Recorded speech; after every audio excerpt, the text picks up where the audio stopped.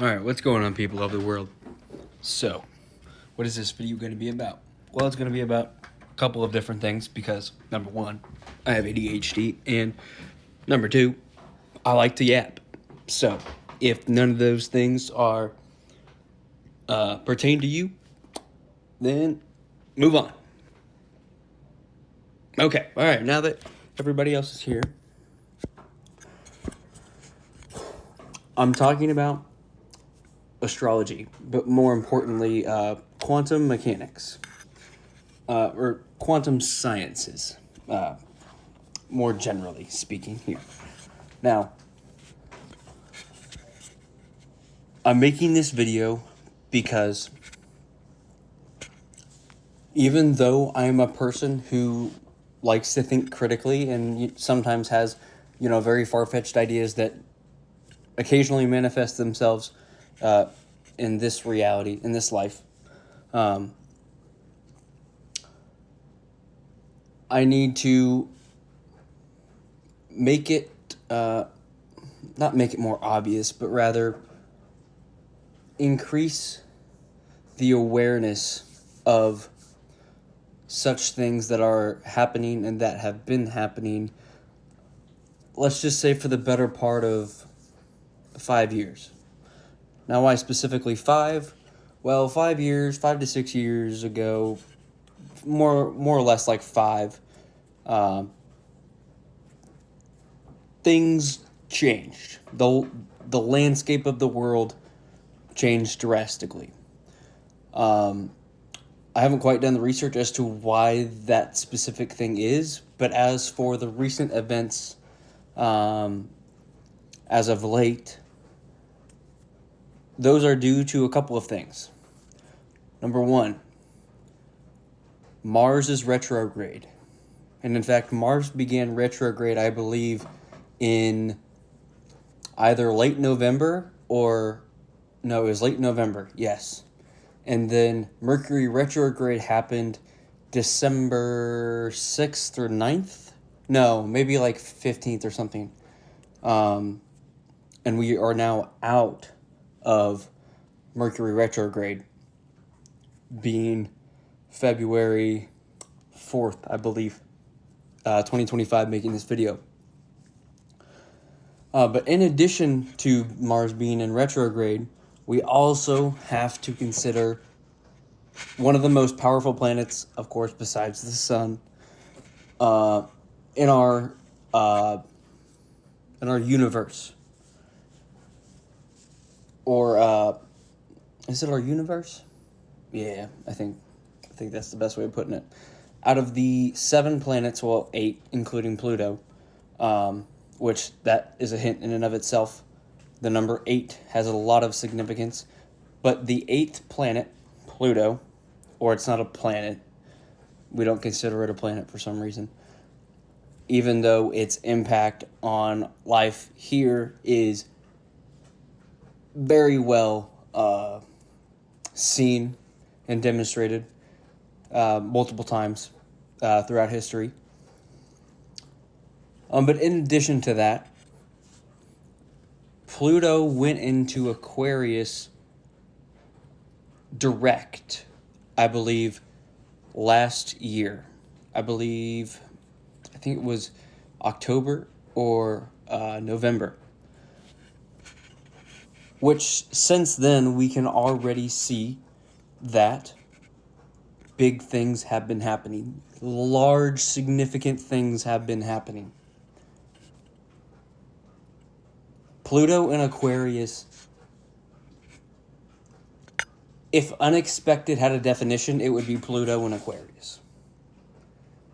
Pluto is the planet of intensity.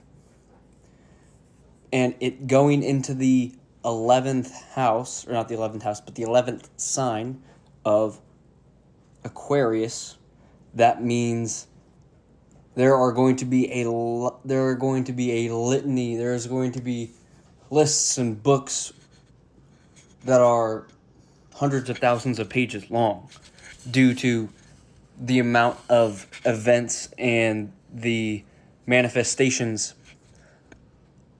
that Pluto will create. Now, why is that? Well, Pluto is the planet of, it can be described as chaos, pretty much. It's like the definition of impulsive. Like, think like ADHD, but like, think it in terms of like a magnificent sized planet capable of exerting tremendous amount of energy into whatever it's associated with at the time. The best way of kind of putting that picture together for you is to think of the Cold War, but subtracting a couple years before that and what happened before that, while the atomic bomb was created. I believe, hold on. So if this can help paint a better picture for you, Pluto was in the sign of Leo when the atomic bomb was dropped.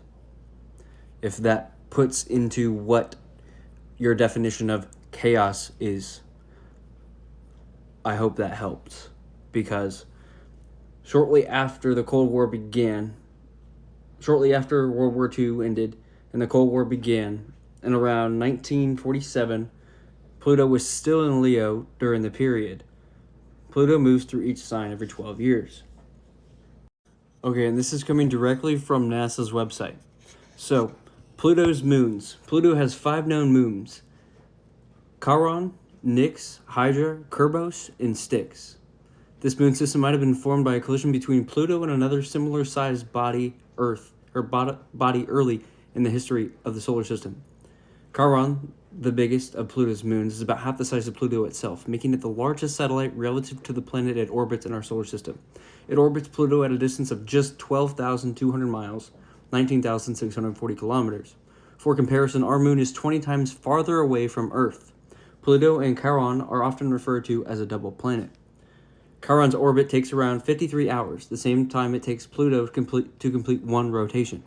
This means Charon neither rises nor sets, but hovers over the same spot on Pluto's surface. The same side of Charon always faces Pluto, a state called tidal locking. Pluto's other 4 moons are much smaller, less than 100 miles, 160 kilometers wide. They're also irregularly shaped, not shaped like Charon.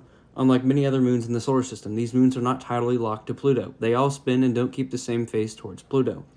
Pluto's moons are named for other mythological features associated with the underworld. Charon is the named for the river Styx boatman who ferries souls in the underworld, as well as honoring Charlene, the wife of discoverer James Christie, who named Char. The small moon Nix is named for a goddess of darkness and light, who is also the mother of Charon.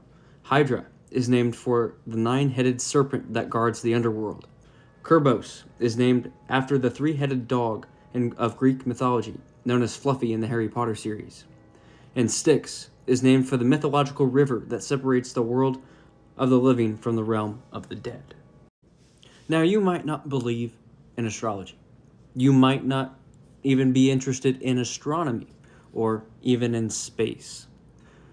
But the point that I'm going to make at the end of this video, or to conclude this video, is that there is a very specific reason as to why NASA has to put their origins of the planets as well as connecting it with Greek mythology.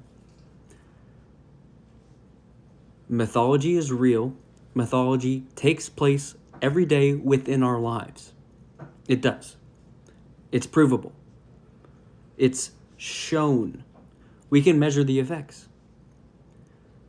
And in fact, we can all observe our own personalities and perspectives through astrology itself. This is just one large idea or influence that is acting upon us at all times. Sometimes it's felt more than other times, but it's always felt. And if you want something to study and if you want something to possibly invest in, I would invest in astrology and research.